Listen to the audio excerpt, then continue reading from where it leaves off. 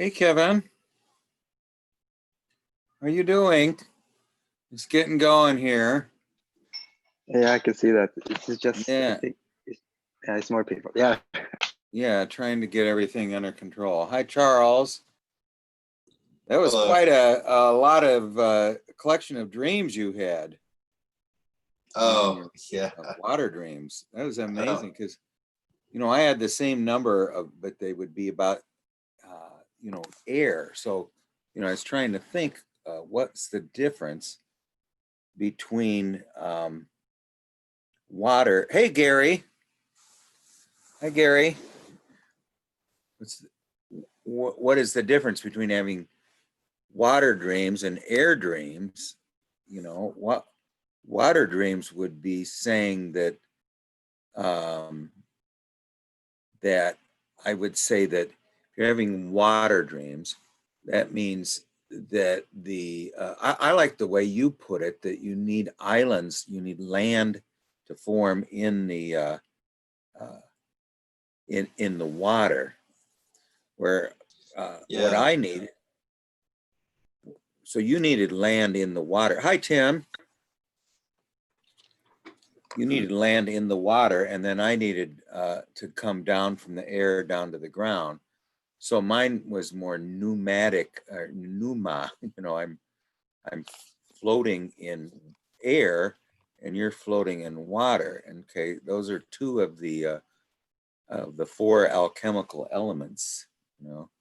So Yeah, for someone that I guess has been associated with a puer, I have had a very small amount of like air dreams or being up in the air or anything like that. I had them somewhat frequently when I was like in my mid-teens, where I would just be like, I could jump into the air, and then when I landed, I could jump a little bit higher into the air, and then a little bit higher into there, and I would float down. But yeah, I haven't had many air dreams since then. yeah. My feet would never even touch the ground, and when I was actually experiencing this, I mean, it seemed like it was reality. I didn't feel like I was dreaming. I felt that this was the state that I had existed in, and I still have those occasionally, but it has been more and more infrequent. I mean, I don't know, some of the dreams I've been having lately about, the one where every tombstone had a red book in front of it. And when you opened up the red book, it was just all pictures of plants and animals and things, so it was like, this was just like the book of life, and it was before every tombstone. But anyway, how about Tim? Do you have a dream? I don't think we've gotten one from you for a while. And sure. yeah, I'm just kind of trying to organize what I've oh, got. okay, go right ahead. And then I think I don't know what. Somebody remind me if I don't know whose turn it is, because I sure don't.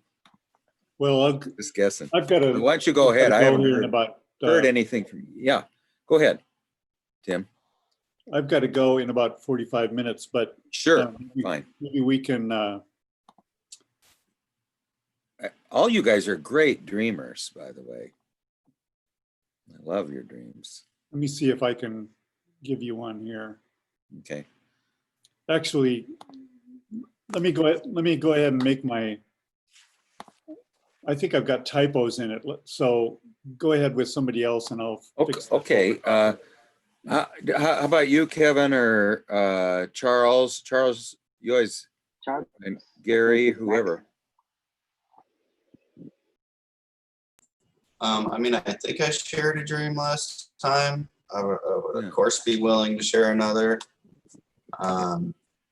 So let me share this one. Okay. This was a really interesting one. I had this on the 1st of June. So I'm in a van with a bunch of people in the van, and we seem to be in a city. And the sky is lit kind of red. Everything has a red kind of glow to it. And we drive up this road that's going up a steep hill, and there's a little church up at the top of the road. It's kind of dark too. It's kind of dark and red, everything. When we get out, and there's this man standing outside of the church, and I like drop off a stone tablet to him. I got this big stone tablet in the van, and I'm kind of giving it to him. I don't hand it to him directly, but I kind of just drop it off to him. And we get in the van, and we go back down the hill, and I describe myself as feeling odd and somewhat euphoric. And we reach the bottom of the hill, and we're in what seems to some sort of gathering place, almost like a mess hall or something. A bunch of people are kind of sitting around, and the man from the church is there with me and the other people that I don't really know. I don't seem to be too closely associated with them, but I'm floating in the air about 5 or 6 feet off the ground, maybe, sitting kind of Indian style, like kind of lotus position or whatever. And sitting in the air, floating, and he says something to the effect of, if you want a relationship, try the shadow side of the core of yourself. Want a relationship, try the shadow side of the core of yourself.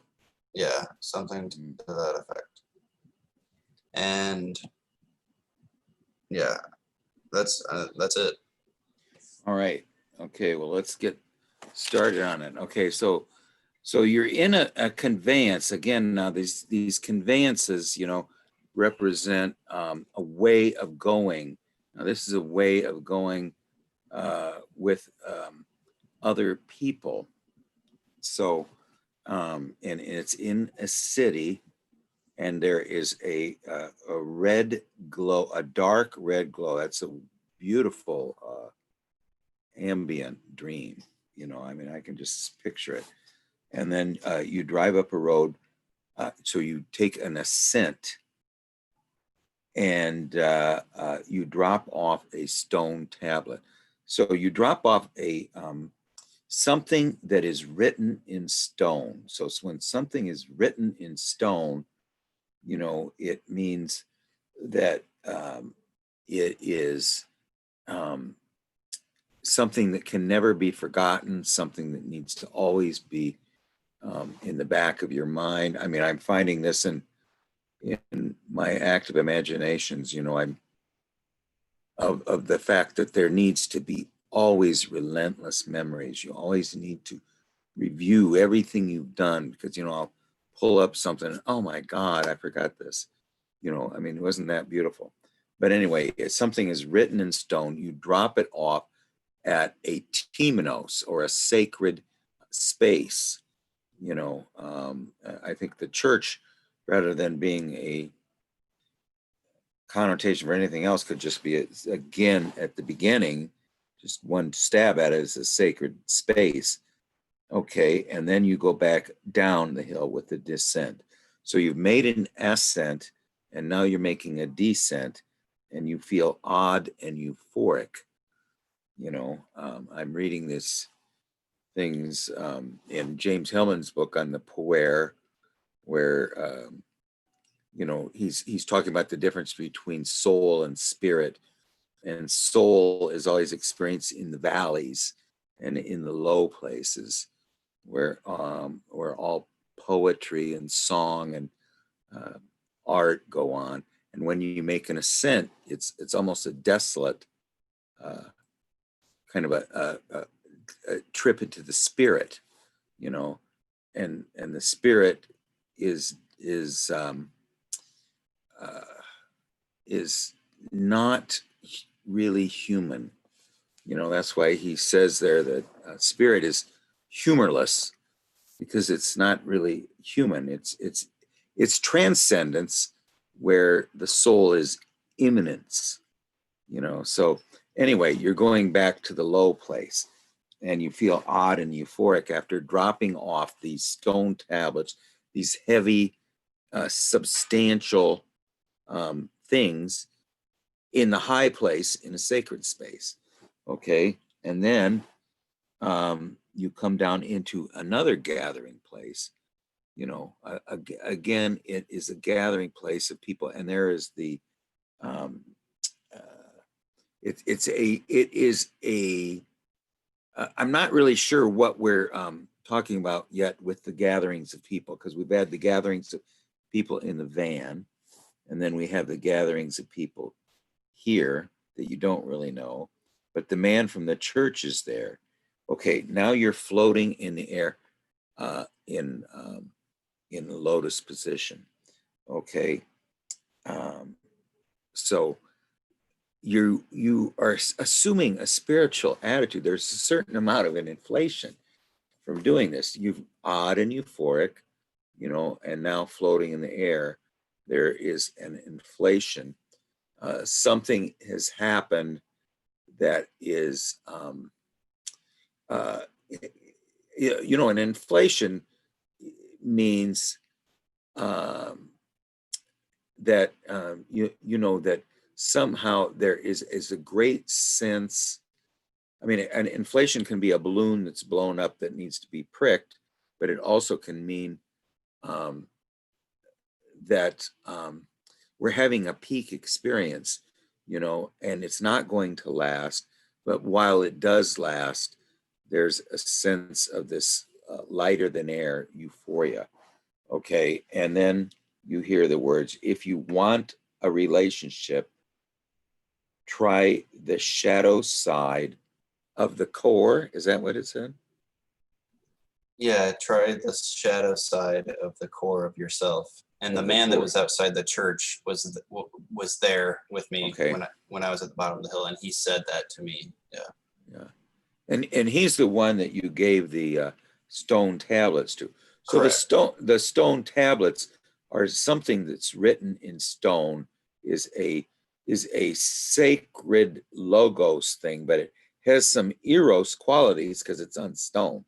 You know, it's substantial, you know, and it's not floating in air in the lotus position, you know, and so maybe you've unloaded yourself of something too, you know, and then when you go down, now you're lighter than air because you've unloaded this. But then he says, okay, you've unloaded yourself of this substantial sacred text, which is very heavy, saturnine, you know, it's very heavy. And so now you're suddenly lighter than air. And he says, if you want a relationship, try the shadow side of the core of yourself. Okay. That is, I would say, something that is very grounding. Okay. I mean, most of us, when we're first starting out on anything, need to somehow recognize the shadow side of ourselves. And until we do recognize the shadow side of ourselves, we can't really begin the work very well, you know. So because until you do that, the anima doesn't really appear very well, you know. So I mean, I think Gary, that had something to do with your dreams last time, where you saw where you were not worthy of the anima. You know, the thing I would think of there is that we need to do some shadow work. So I'm going to try to sum this up and then let somebody else go on. Okay. We're going on a conveyance through the city, which has a red glow. So the glow is of the feeling function, or something to do with alchemical fire, or the attention of heat. You know, when heat means attention to an image. You know, then we make an ascent, and in the ascent we drop off a very heavy thing at the top. Something that must have sacred text. If it's a stone tablet, it's not a stone. It's a tablet with writing on it. And you don't say what's on the writing, but if someone's going to take the time to chisel writing on a stone, it better be something worthwhile writing, okay? And it's being left off at a sacred space, and then you make a descent, and now suddenly there's this odd euphoria, which would lead to you being light enough that you could levitate in a spiritual posture, okay? And then that was also in a somewhat of some kind of a temenos, not necessarily a sacred space, but a mess hall or some gathering place of like-minded people. And then when you then suddenly you see the church person, and he says, if you want a relationship to the shadow side of the core of yourself. So the shadow side of the core of yourself is an aspect that is very healing, to have a relationship with the shadow. You know, that is and it is very necessary to start a relationship with the unconscious. Until you have established a relationship with the shadow, or at least confronted it, accepted it, you're not going to see land masses forming in the water for the hamster. Hi, John. We're just getting started here on a dream. So anyway, could someone else go at it? I haven't really tied everything together yet, but go ahead. How about you, Kevin, or Gary, or Tim? Sure. Yes, Charles. Yeah, it's interesting dream. At first, Charles, you have to take what I'm saying like with a grain of salt. Like I'm just practicing. Well, let's say it's your own dream. You're going to tell us what you would do if it was your own dream. Okay, if it was my dream. Okay, I would first think about, where am I? I'm in a van with several people, so I'm in a sort of a journey. Mhm. And I'm a journey towards a city. And essentially it means that I am a journey towards my inner city, So the Yes. dream deals with some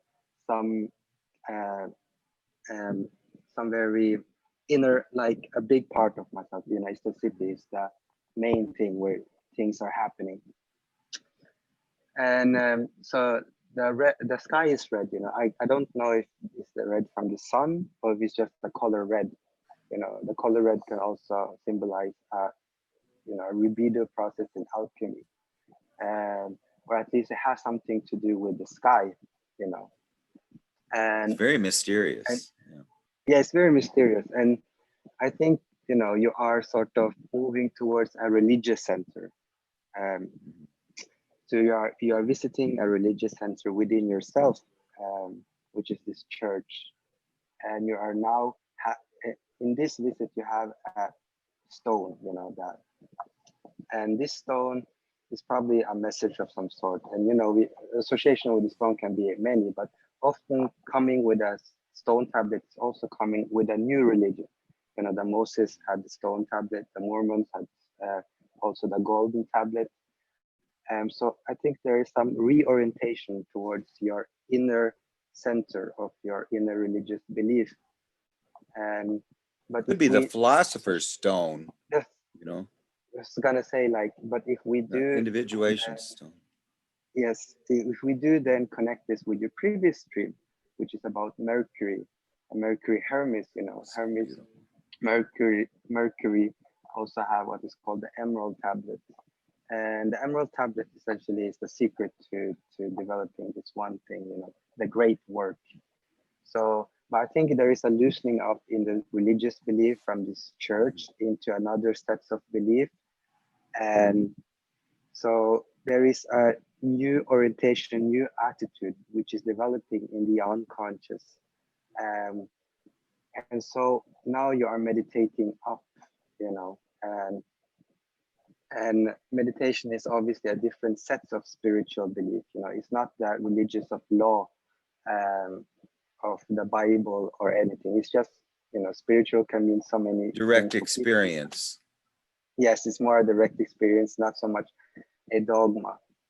Um, and so, and now the person is saying, you know, if you just connect with your shadow, you know, you will do the work. And in Emerald Tablet, there's a saying like, uh,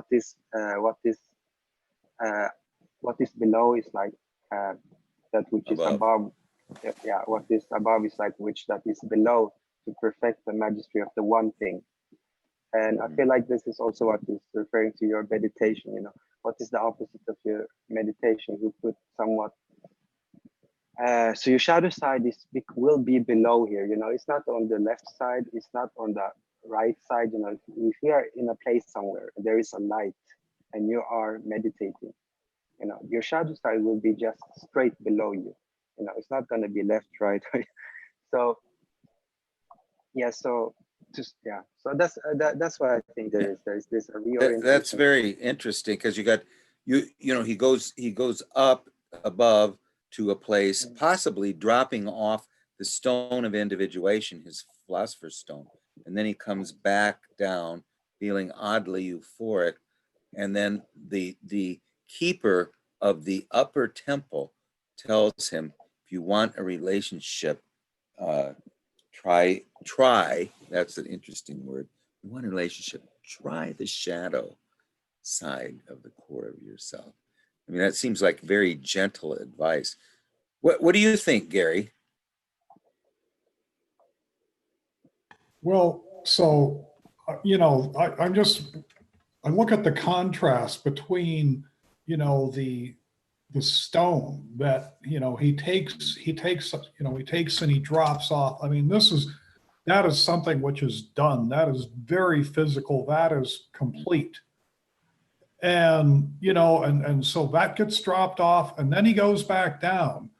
And there, you know, there's this feeling of euphoria, but maybe something remains, like, you know, you've accomplished, you know, there's the one side of it, but you know, you're missing the other element of it. And so, you know, if this, you know, you're just kind of in the air, you know, you're floating in a meditative, reflective manner. And so now there's this gentle nudge of like, okay, here's half of it, but if you want to get the other half, you know, here's the next step. And so to me, it's saying like, okay, this part's solid, but we're waiting, you know, because this meditation, that's just a reflection and you're just hanging in the air.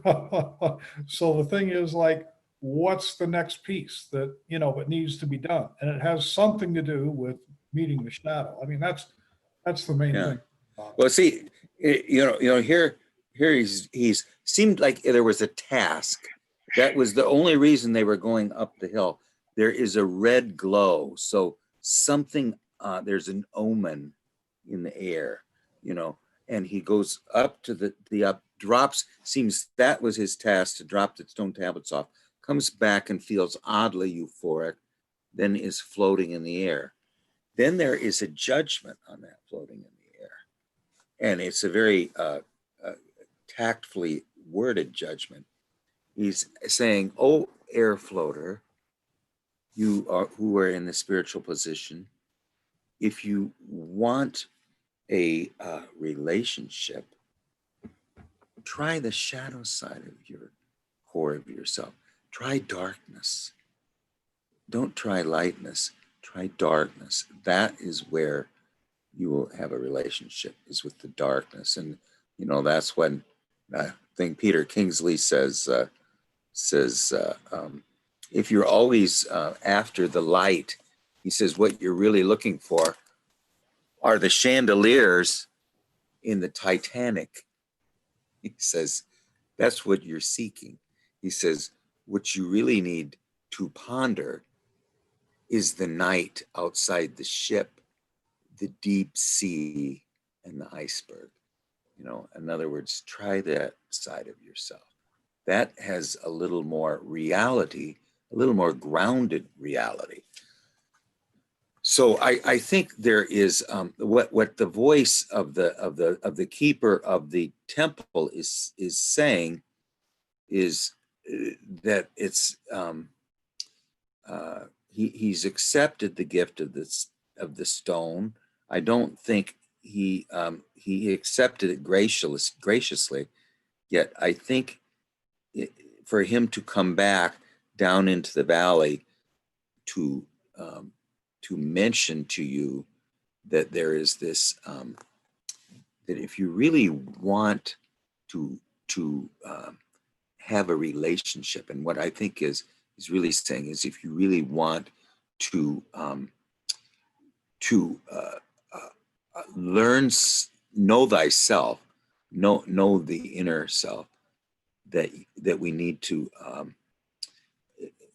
not consider figures of light, but we need to consider the figures of darkness.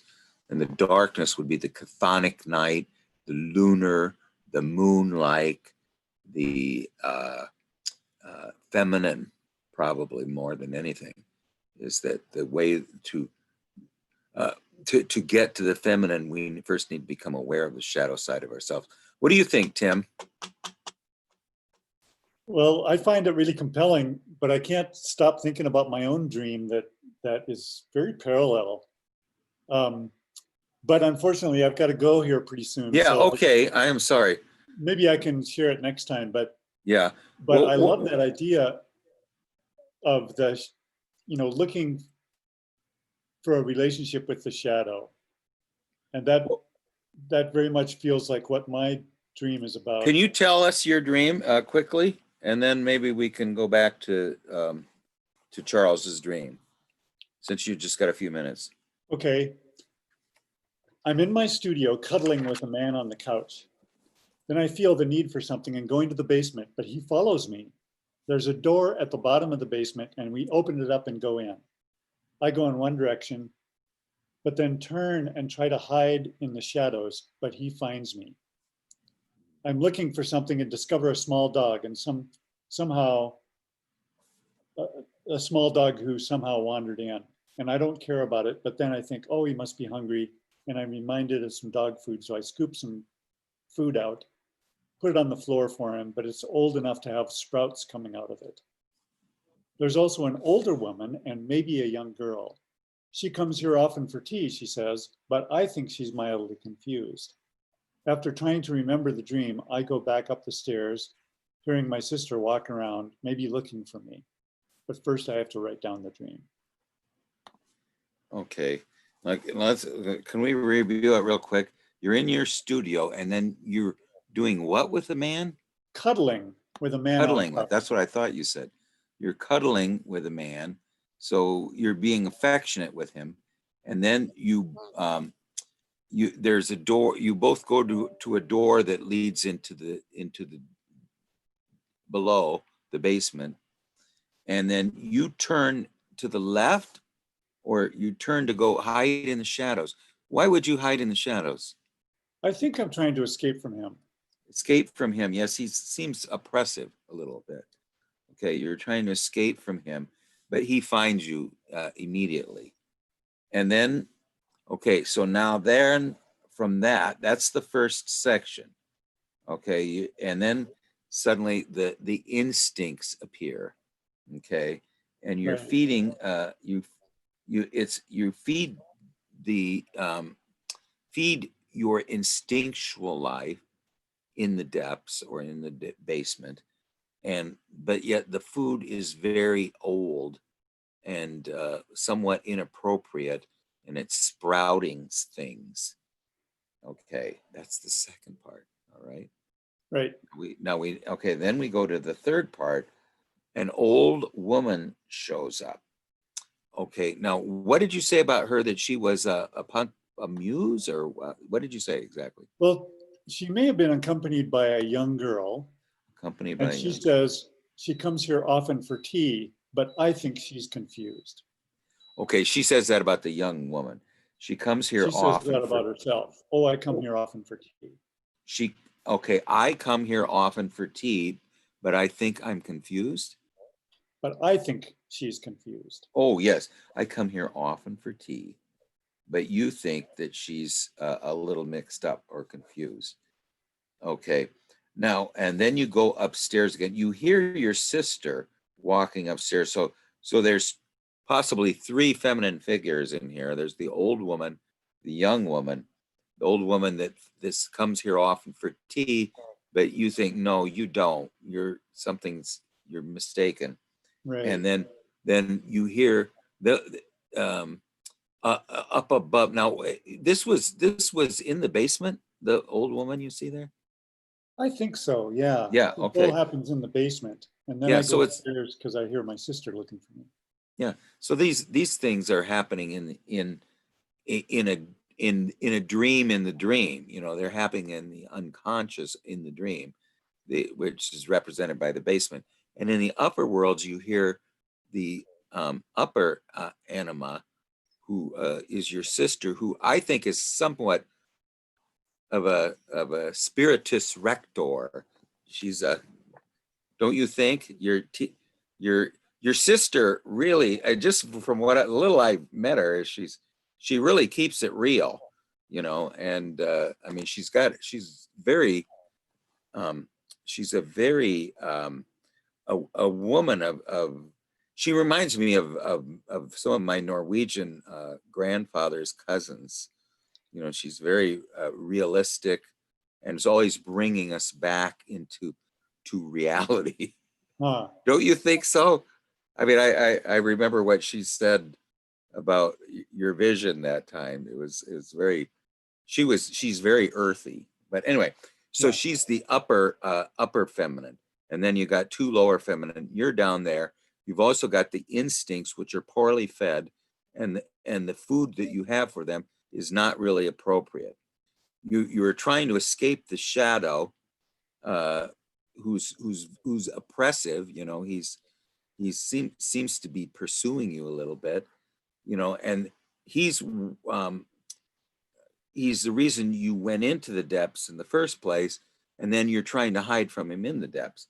Yeah, so this is one I would want to break up into three parts. But does anybody have any comment? How about you, John? Do you want to take a stab at it or not? You were just listening today?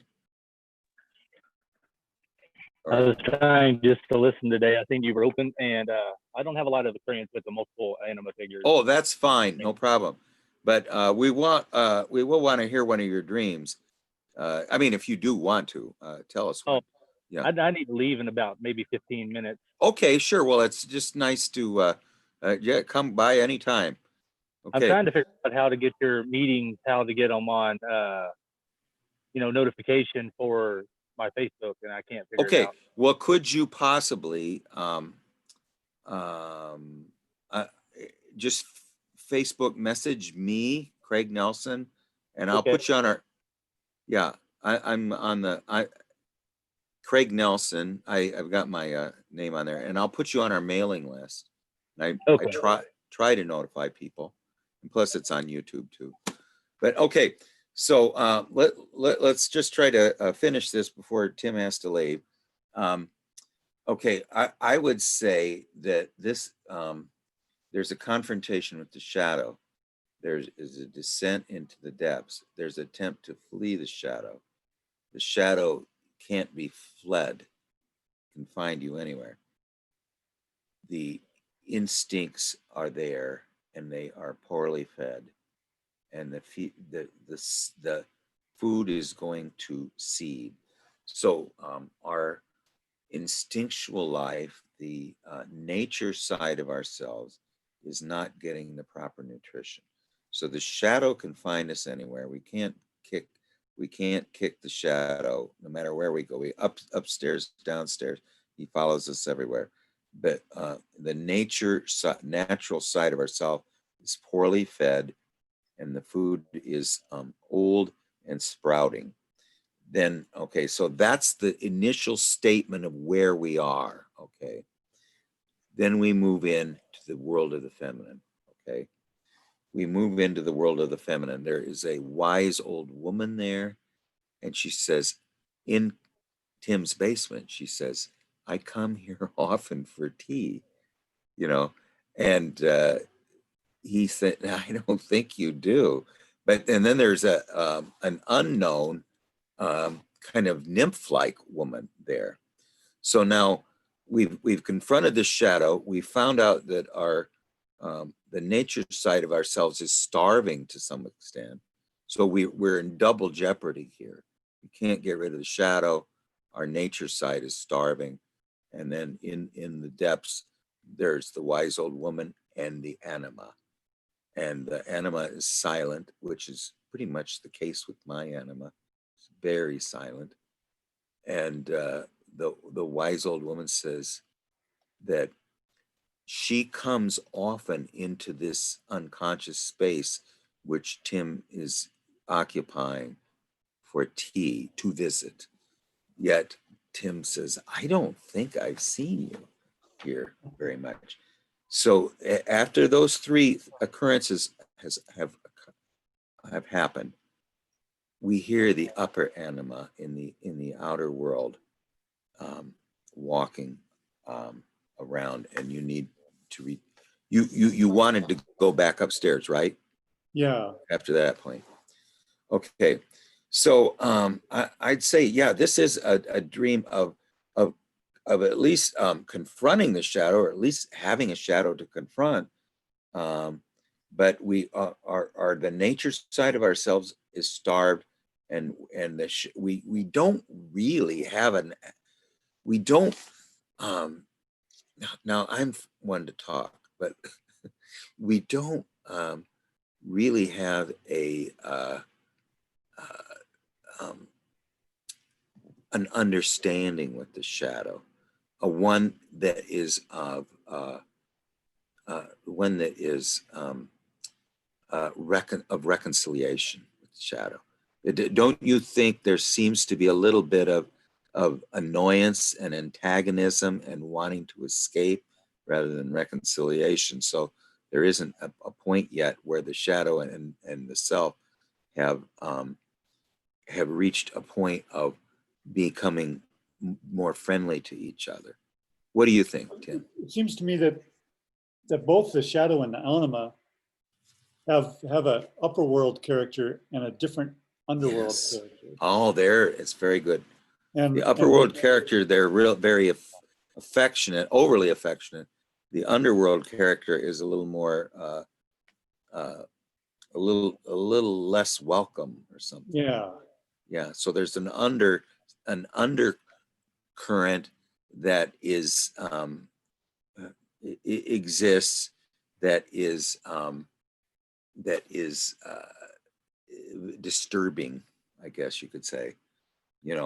Which is masked by the upper world relationships.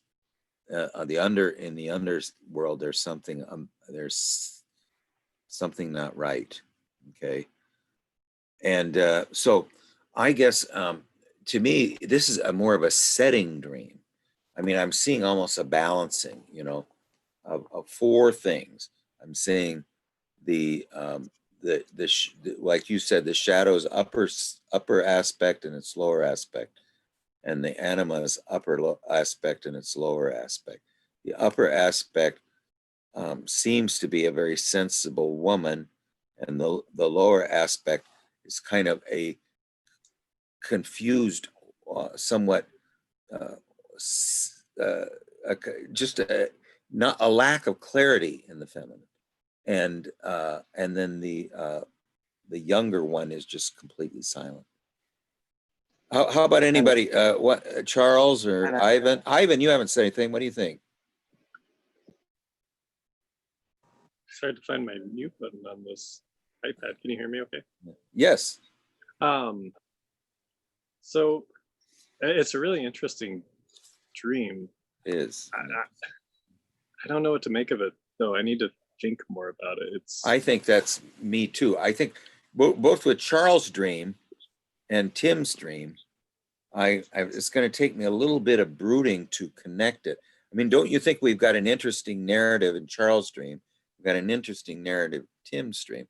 But Yeah, how do the they seem kind of parallel to me. Yes, they do. Well, I'm sorry, I've got to go, but yeah. Okay. Yeah. All right. Well, we'll finish your dream next time then. Okay. Sorry, I got to run, but okay. Thank you See you, for Tim. us being here, Tim. Okay. So I guess the one comment I would make on his dream is that, you know, if you look at it like a fairy tale, you know, we've got, you know, so he's down there with the shadow. And so, you know, the case is like, well, how do you resolve this? Well, the instinct might help him out, but, you know, the instinct is not well fed, and the food that's available for it is, you know, not nourishing. So, you know, to going me, bad. I think, yeah, are bad. And so, you know, the instinct, which might have a way out, is simply There you go. not available. Yeah. And to That- me, it's almost like a comment there. And then the wise old woman who comes in again, you know, she's confused, but she comes, you know, but she often has tea there. And like when I think of tea, I think of like, you know, reflection and, you know, the pause. And so, you know, I feel like she plays a part in it as well. And then I'm not sure about the, you know, the younger woman. She hasn't taken enough action to really figure out where that might lead. Well, you know, in Charles' dream, I saw some possible resolutions. You know, in Tim's dream, I really think that we're left hanging a little bit. You know. Yeah, it's almost like it's in here is the situation Mhm. as it stands now. You know, it's almost like a snapshot of something going on. Mhm. And like, you know, here's the way to look at it. Yeah, it's just, it is, the things I'm not sure about is that each one of them are stating a problem, which is, seems to be one that is very, it has somewhat of an urgent character. But they're really, all it really seems to do is state the problem. It doesn't offer a solution, you know. Now, in Charles' dream, I think what I liked about Charles' dream is there seems to be, just to finish up Charles' dream a little bit, everything seemed to go smoothly through dropping off the stone tablets. The only ominous thing in it is the dark red glow. There's something about that dark red glow, you know. I mean, let's just say we were in a place with the dark red glow. That's not good. What do you think? If I'm somewhere where there's a dark red glow, and it's dark and it's red, it's beautiful. Okay. Now, I don't know what would anybody's emotion be if they went in. Let's say that the sky was very dark and yet very red. You know, red sky in morning, sailors take warning. Red sky at night, sailors delight. Yeah, but Well, if it's a red glow, go ahead. Just off the top of my head, you know, it signals to me like an ending, like a sunset, like, Yeah. okay, this is something that's coming to an end. Mm-hmm. You know, that's just off the top of my head. Yeah. Well, yeah, the red glow seems to be constant throughout, at least through dropping off the stone tablets. I didn't hear anything about the red glow after you went back into the city. What did you think, Charles? It seemed to like persist through the whole dream. Okay, persist. It was kind of it was an element of the whole setting of the dream. Well, it's very beautiful. It's beautiful, but I'm not sure what to make of it. You know, so I could say that's ominous, or I could also, I think in any case, it is a very powerful backdrop, that can't be ignored. Yeah. At the end, in the end, it can't be ignored because it's almost like you know. You know, I don't know if you ever heard that song by Bob Dylan, "The Jack of Hearts," where the drilling in the wall keeps up through the whole song. You know, I mean, it's the guys going into the bank safe, you know, and all these people are doing it. I mean, it's just this ominous drilling sound through the whole thing. But It certainly means something, but and I don't Yeah. say it's either positive or negative. The way I look at it is like the air is charged with a particular energy to it. There's like a potential. Yes, That's it the way is. There's an I would elect. say. It's a time of transition. Now, the thing I would say that everything seemed to go fine, except that suddenly when you get to the top and find the sacred space, you suddenly realize that you were on a journey and you had a task, and that was to drop off the stone tablets. Now, to me, the stone tablets, you own them. You're dropping them off in the sacred space. Why? You know, I mean, I would say that it is, you went on an ascent. You thought that you had done your duty. You delivered the stone tablets on the high hill on Mount Olympus, and now you're free to go back down into the world. And there's this sense of euphoria, and it's so palpable that suddenly now you levitate in the lotus position, which is a spiritual position. And at that point, suddenly you've been followed. You know, the keeper of the temple on the high hill is down here with you in the valley. And he says, no, if you really want to do something, he says, try the shadow side of the core of yourself. And I don't think, now let's say for a second that it's not the personal shadow, okay? Let's say it's the chthonic world, you know, the dark, the non-light world, okay? Try the shadow side of the core of yourself. So if it's the core of ourselves, the core of the self, then it's not the ego that we're talking about.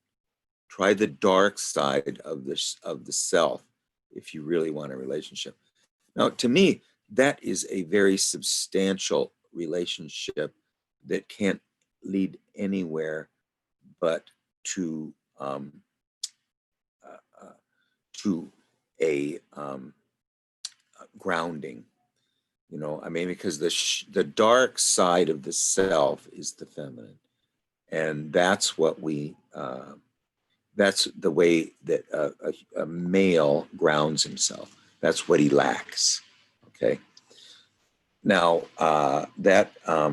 so I'm starting to get a little bit of a feel how this fits together. A little bit. Does anybody else get that feeling? Can I just ask Charles, what was the reason for the red light? Was it the sun, or was it where was the source of this red light? What was it? Just seemed like a I don't know, like that there was no particular source of it. Just the whole of the atmosphere was a glowing red, and it was almost like that it was almost like after sunset, because it was dark, but everything was just glowing red. Yeah. Was it coming from one horizon, or just sort of the whole? It's as if, it was kind of as if the sky was just simply red instead of blue. Yeah. You know, Yeah. it just encompassed the whole of it. Mm-hmm. And Yeah. was that? Well, you know, sometimes there's a bluish glow in the mornings. You know, if it's shadowy. So a red glow is usually. Go ahead. Yeah, I was just thinking, if the red glow is coming from this comes from the sunlight, perhaps I can just ask you, like, what was the feeling of driving and it was red? Like, what was your feeling going through? Was it like, oh, this is uncomfortable color, or what? Or was it like, oh, you said something about potential, and you said Yeah, about it's something electricity in the air. I love that. electricity, and I don't know, like what I get is, if it was my dream, I would think this is related to somewhat reorientation of the center of my religious experience, or you know, if it is a sunset, you know, something new is coming up, and you don't spend too much time then to put the tablet in your church, which is essentially a religious you can say institution. Or so you don't really spend too much time there then to add something to that, and the very adding to that now come and follows you and gives you the tablet. So yeah. Yeah, it's what I like what Charles said too about the electricity. When James Thurber, I don't know if you ever heard of James Thurber, he's a writer, and he said that he was born on a night of wild portent and high wind. I mean, something that is like there's something in the air, something's going to happen, something's about to occur. So the air is pregnant with some birth, something that is going to happen. So something is going to come out of this, So that so let's say the air has something to say, that something is about to occur. We make the ascent up to the hill, temple on the hill. We drop off a set of stone tablets as if this is, like Gary said, this is a completed task. Okay. So now we feel a sense of completion, and we go back down into the valley. And now that sense of the of completing that task lifts us. In fact, it lifts us so that we levitate in the air and we assume a spiritual position. Yet the master of the temple comes down and tells us, this is not the way. The way is through the shadow side or the dark side of the core of the self, not this levitating in air. That's not it. If you want a real relationship, you need to relate to the dark side of the self, which is the feminine, I think, to me. Well, I was gonna share kind of what's been kind of popping up in my head about the dream after hearing you guys.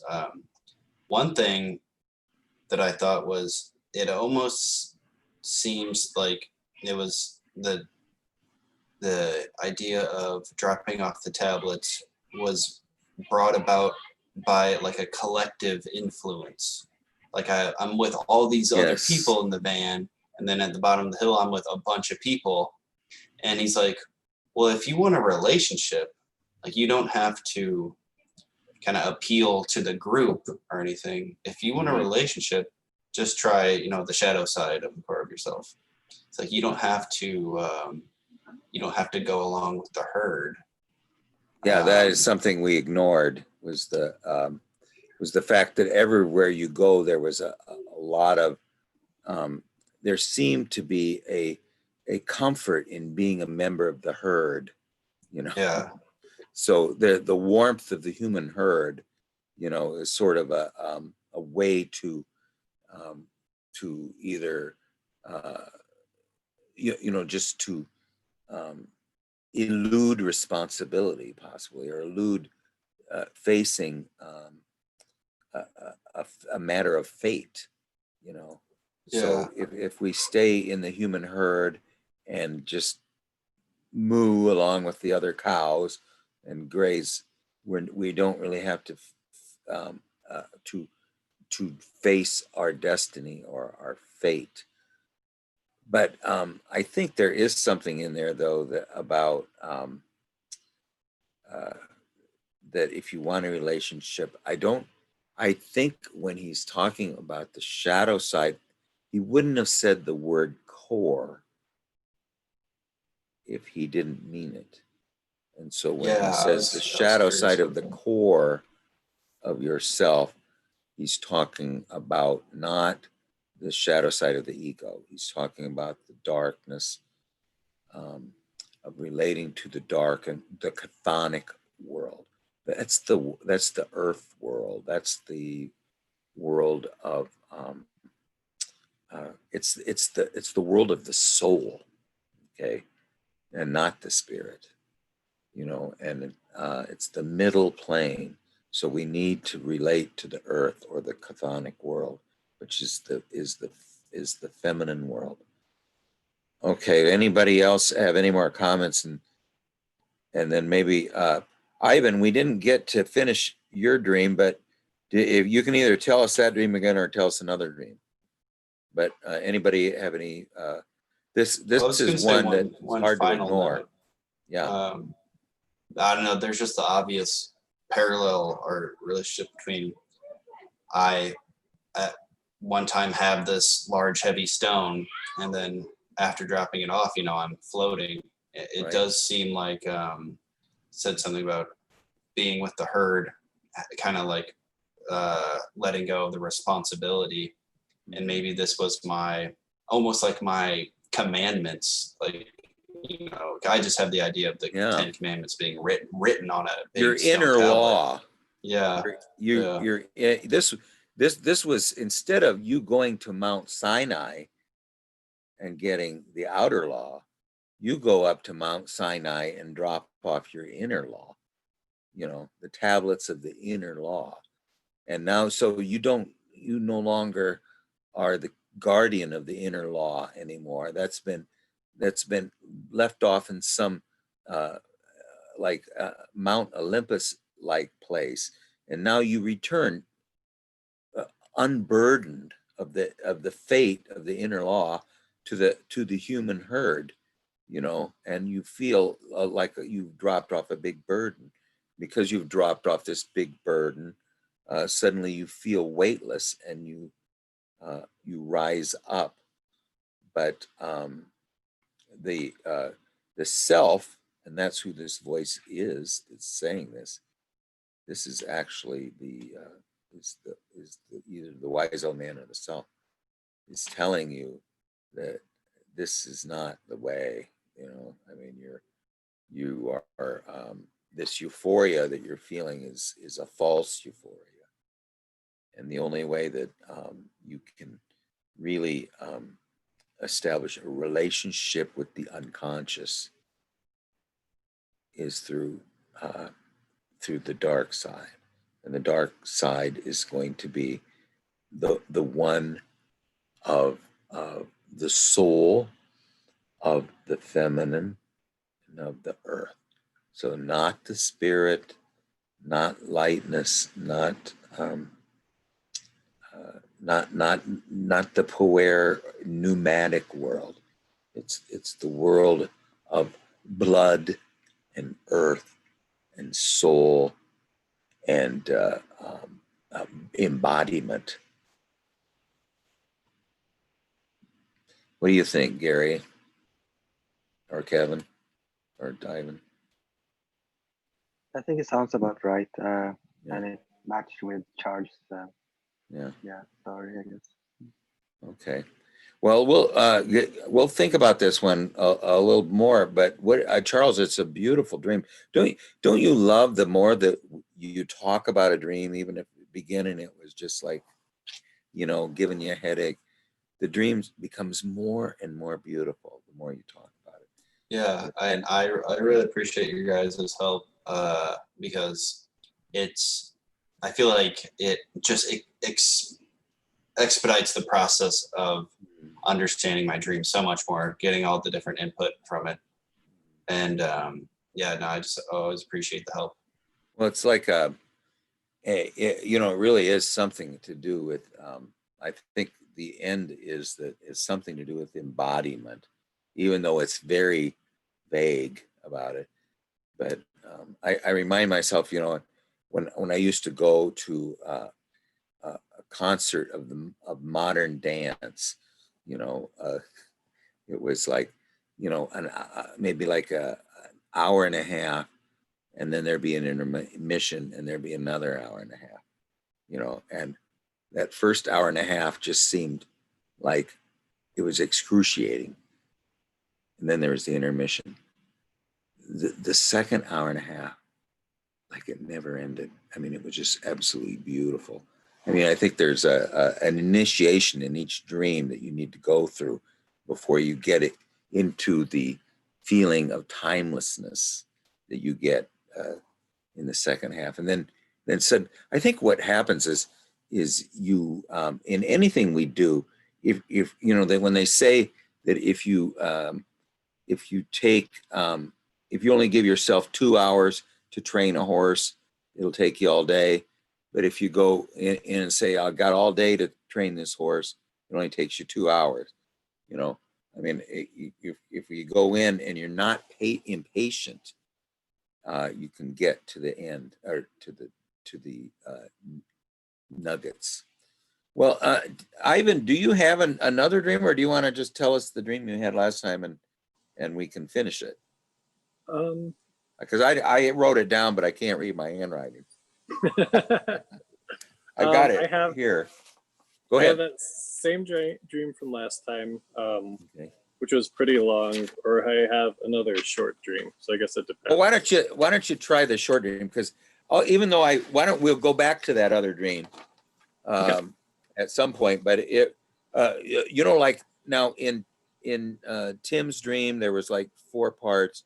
In Charles' dream, there was basically 2. So yeah, go ahead. Sure. So I'm in like this this parking lot that's near my house, and it's actually one I'm familiar with. There's like a liquor store there, and I've ridden my bike there, and so I have this attachment on my bike actually for my 4-year-old daughter. It's this thing that I can put on the back of it, and she can sit on the back too, and it has handles, and she can ride along. But in my dream, it's actually my dad, and he's with me in this parking lot, and we're riding this bike back, and he's on the trailer of it. And so we're riding back to my house through the neighborhood, and he encourages me that I should take a new path through the neighborhood. He asks, "Have you ever taken this street?" And I say, "No, I'm familiar that it's there, but I've never actually ridden on it." He goes, "Oh, you got to take this new path." And I go, "Okay." And so I'm riding on this street that's just parallel to the other street, and I see that there's a trail there that I'd always, like a concrete trail, but a trail nonetheless, that I'd always had meant to go on but never did. And so we decided to go riding on this path just to see where it goes. Like, I kind of badger him into it. I'm sure he's probably uncomfortable on this bike, but I go, "Oh," I was like, "We have to at least see where this goes a little bit. Let's try just going down it." And so I'm riding down this trail, and suddenly it kind of turns. There's this bridge there, but it's this wooden bridge that's really kind of rickety and has all these gaps in it. And without hesitation, I decide to just go over this bridge. And we just go really fast over it so that we don't fall through it. And then we're at the other side of the bridge, and it actually turns out we're like in a dome. And I'm not sure how we get into the dome, but we're in a dome, circular. And we realize we're in like a park, but this indoors large sort of park. So it's sort of like an Astrodome or something like that, you know, if you're familiar with sports. So we're going through this winding trail, and there's people playing a game of ultimate frisbee on the path that we were trying to go down through the spiral. And so we go through the grass around them, and we're going down the spiral, and I see this door that leads to somewhere at the bottom. So we start riding towards this door. But when we get to the door, we realize it's this tiny door that you can't go through. So then we decide to leave the park. And that was the end of the dream. Okay, that's okay. Let's go through it here. So you're in a parking lot that runs by your house near a liquor store, and you are about to take a bike ride, and on the kind of the what do they call that? The jump seat or something on the bike. You take your father with you, so now you have the father aspect in yourself are now riding down, and he's suggesting that we take an unfamiliar path that you're somewhat familiar with, but have never went down. So, so that the beginning part of the dream is that you're going to take you're going to the father aspect, which would be the logos aspect of yourself, is suggesting that you take a new path. Don't take the same one. So, but it is familiar to you. You see some signs that are familiar, but you haven't been on this one before. Then you come to a bridge. So, so the logos aspect of yourself is sort of unconsciously guiding you to a to really the transcendent function means a bridge, you know, something that connects two things that can't really be connected, you know, and the fact that it has so many gaps in it too is showing its undeveloped character. It's an undifferentiated bridge. It's a bridge that is either too old, too ancient. It is too ancient, too old, and for you, but maybe you can use it. You know, it's one maybe that was left over from your father's youth. You know, and so if you go over really fast, you can get to the other side, and then you come into a dome. So you come into a hermetically sealed vessel. Okay. Now, the hermetically sealed vessel means really it's a sacred space. It's a space of timelessness. It's outside of space and time. Anything that's hermetically sealed is sealed from the outside world. And yet within it, there's a little bit of a Garden of Eden. And people are playing playing games with devices that go through the air. So they're playing, you know, somewhat of a spiritual game of throwing things back and forth through the air. And, you know, Simbola means to cast a ball, you know. So, I mean, there's something a little bit about that. And now I didn't know what could you repeat the end of it again? Yeah, so there's, in this dome, we're riding along this path that goes through this park, and the people are playing ultimate frisbee on the path. And so instead of disrupting their game, we decide, and the path spirals downwards, right, towards the store. Yeah, so instead of riding through their game, we decide to divert and just go directly down to where the store is. And then when we get to the door, we realize it's like 2 feet tall, and it's not something we can fit. Yes.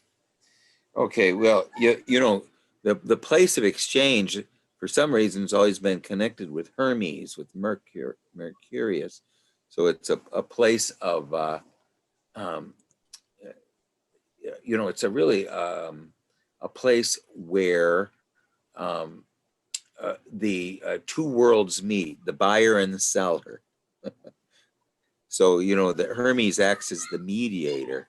The store is the mediator between you, what's being sold, and who wants to buy it.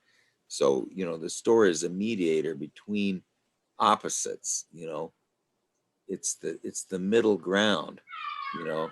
And yet the door to to this middle ground is undeveloped as well. It's not adequate yet for us to enter. So it's a little bit undifferentiated. So let me try one more. We're going to do one more time and try to pull it together. Okay. All right. The logos aspect of you are taking a new journey, one that's not been taken before. You know, it involves going across the unconscious on a old. The bridge is very old and ancient. That you're going to go across the unconscious, and the only way you can do it is very fast. You come in now to the other side of the on to the yonder shore, and it's a place that's insulated from time and space. It's in a dome, and yet there's Eden in there, and it has a spiral path that leads downward. That's beautiful, you know, the spiral path that leads downward, and it goes to a middle ground, one that is the mediator between you and the other side. Okay, and yet the door. So you've gotten to the kind of the promised land, the goal of the journey, and it's not adequately developed, or you can't get into it. It's an inadequate door. It's the door into that area is not adequate for passage. I had it in one of my active imaginations this morning. It was one of the first times that ever happened. Is I came to a gate. There was a gate, and I went through it, and on the other side it was just kind of empty, but there was a sense of celebration that you had finally went through the gate. You know, so this is like you get to the store, and the door is 2 feet high, but yet so it's not. We're not ready to go into that secret place. You know, the secret place of the middle ground between yourself and the other side. We're not ready yet. The door is not ready for us. Okay, yet we at least have viewed it, and that's quite a journey too. You know, with the help of the spiritual, the logos world, we take a path that hasn't been taken before, and we come to the bridge that transcends the two shores. We go across the bridge, we come into the place beyond time and space, and then we go to the place where opposites reconcile. And it is, and yet even though we've gotten that much far through the journey, the door is not ready for us. Okay. Now, how about, does anybody else got anything to say about that? How about you, Kevin? Or you got anything? I think Gary is. Yeah, go ahead, Gary. Well, I don't know. It's just like Alice in Wonderland. He just needs the magic pill that makes him small to get through the door. Yeah. So some way the door, either we adjust to the door or the door adjusts to us, you know, and yet the journey itself is quite a journey. It really is.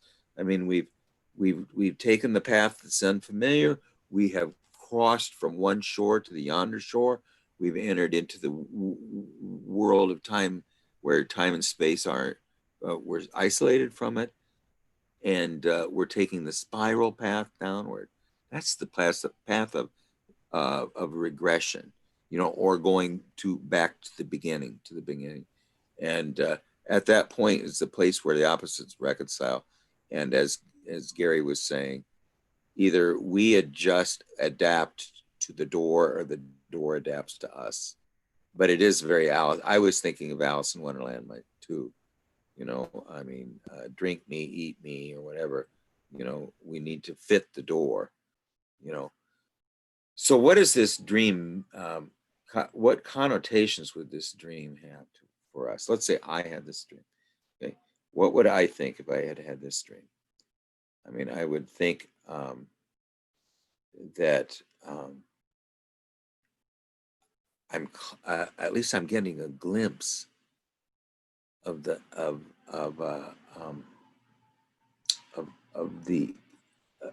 inner light, you know, or the middle ground. You know, I mean, I think it's a very hopeful. I mean, actually, it's almost a complete journey. You know, not completely complete, but it's very complete. You know, and it's a cooperation between the unconscious and the spirit. I mean, the spirit of the logos and the unconscious are cooperating with us. But there's something at the end telling us, well, yes, we are trying to be helpful to you, but you're not adopting the door, or the door's not adopting to you, one of the two, you know. But that's a beautiful dream. You know, Ivan, your dreams to me, and I was thinking about this last time, that your dreams seem to have a depth and a profundity which I don't know if you're aware of it. They're very profound. I mean, it's like inside of you is a, a very, very wise old man, you know. I mean, seriously. And it's like my wife's father was such a genius and everything, but he'd gotten so old, nobody paid attention to him.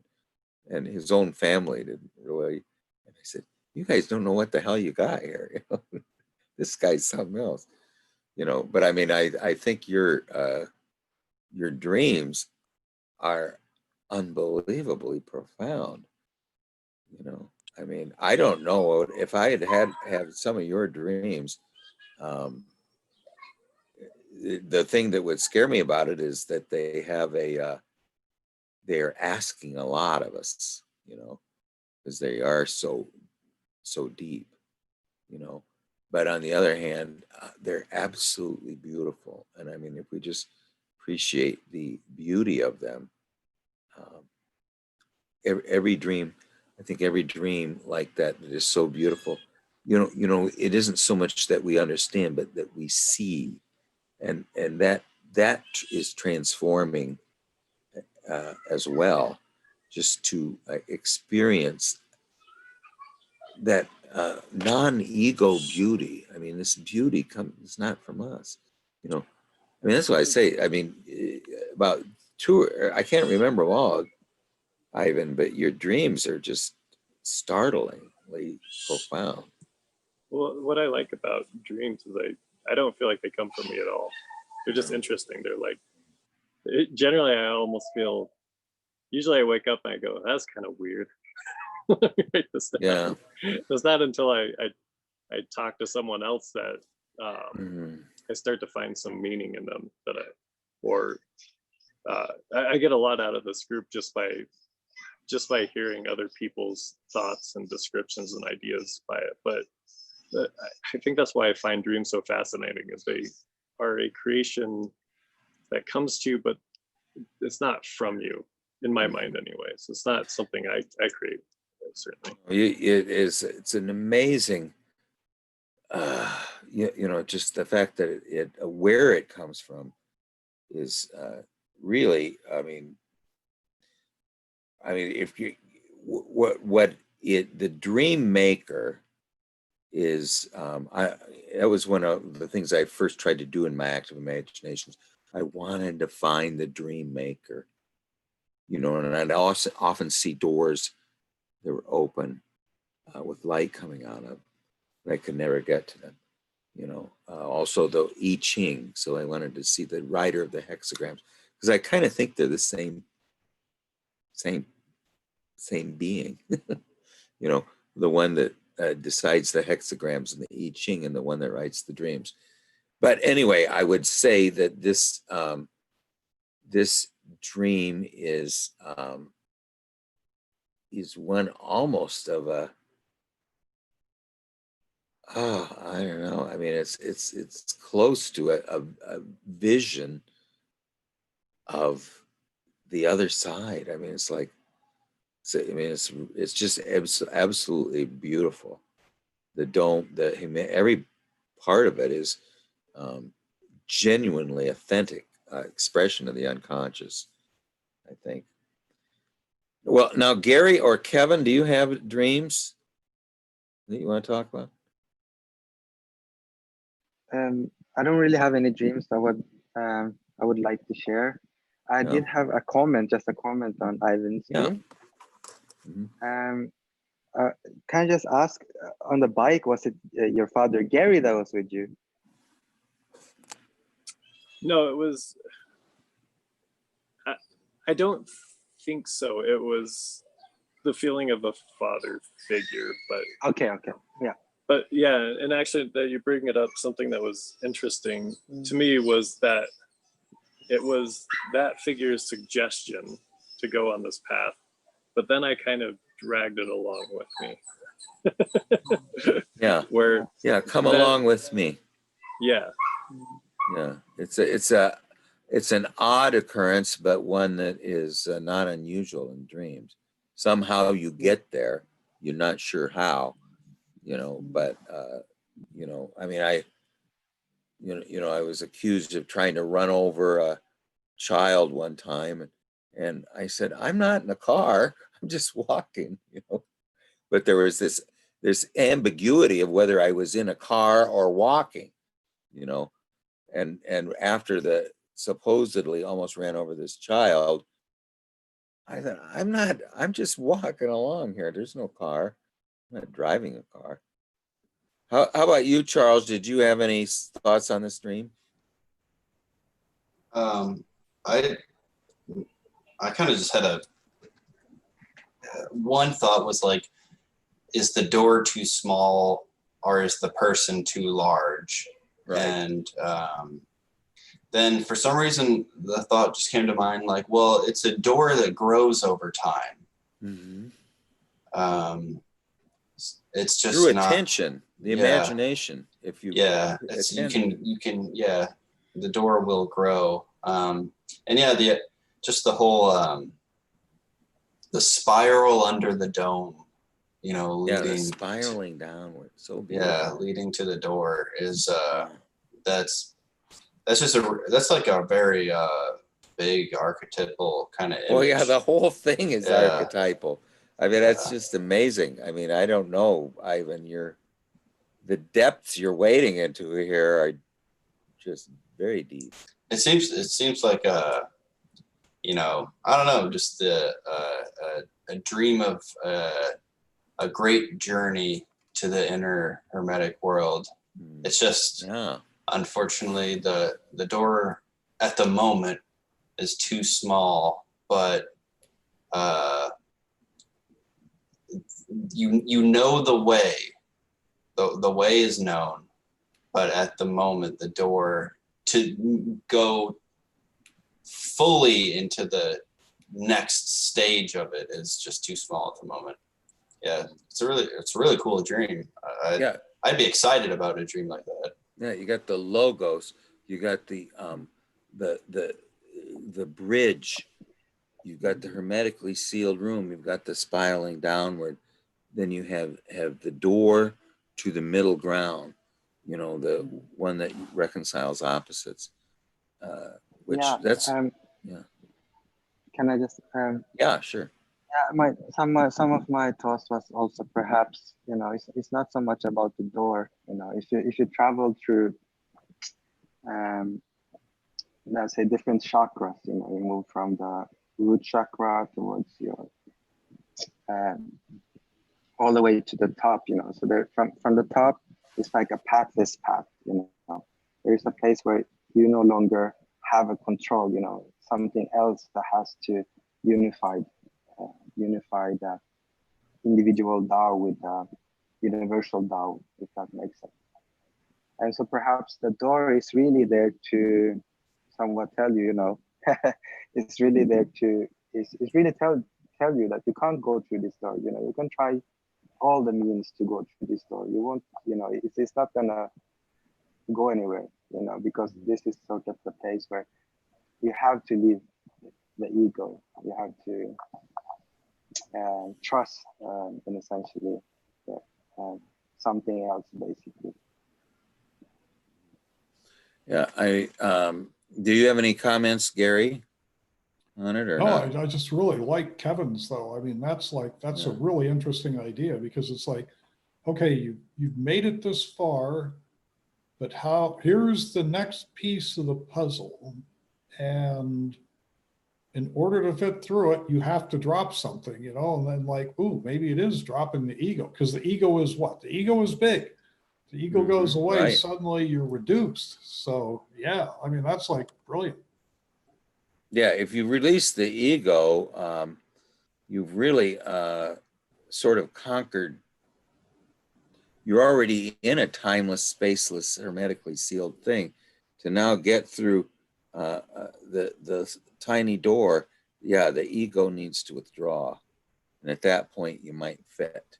You know, I mean, you might be humble enough to you might be then humble enough to be worthy to go to the place where the opposites reconcile.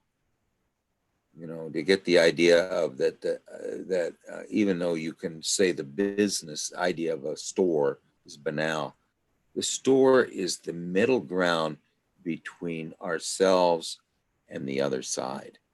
And this is the place of exchange. This is a place of dialogue. So it really represents somewhat of an active imagination. I mean, the Philosopher's Stone is the third place where the ego and the self can meet. You know, this venue of the store is the place where we can go and meet the owners of the store in a middle ground too. So yeah, it's definitely a great dream. Well, does anybody else have any more comments? We only got 4 minutes left. Or Kevin, you're going to have to come up with the dream next time. Yeah, and we'll finish. We'll kind of finish Tim's dream, but Charles's dream, I'm still thinking about it. So let's see if I can just any more. Yeah, I feel like I have a lot better understanding of my dream. I think it's just the whole idea of the collective aspect, and him saying, you know, yeah, you don't need to try to relate to the herd. My suggestion is, you know, the shadow side of the core of yourself. Yes, the shadow side. So, which the shadow side. The only thing is, we don't want to. I think the shadow side is the dark side of the self. I mean, I don't know. You know, I always think that the shadow is, in this case of the self, is like, it's like the waters. You know, God broods upon the waters. That's the shadow side of the self is the waters. You know, and that's the deep ground, or the deep feminine, and having a relationship with that. I mean, I see several points in here, Charles, that it's a dream that I'm of course I'm inferring and reading, and maybe that's what I'm saying, is that it's a dream that asks not levitation, not but embodiment, some kind of a. I guess where I'm getting that from is the heaviness of the stone, the fact that it was left off, and we felt a great lift of a burden, and then we come back, and the keeper of the place where the stone was left is kind of giving us an admonition, you know. So I think there's a sense that we can't drop off this very heavy burden and feel that it's lifted from us, you know. Well, anyway, that's enough blathering. So we'll have that thing going on tomorrow, and then we'll come back, and Kevin and Gary, you're up, and maybe we can finish Tim's dream for him too. Okay. Well, thanks everybody. We'll see you later. Yeah, see you guys tomorrow. Okay. Bye, Charles, Gary, Ivan, Kevin.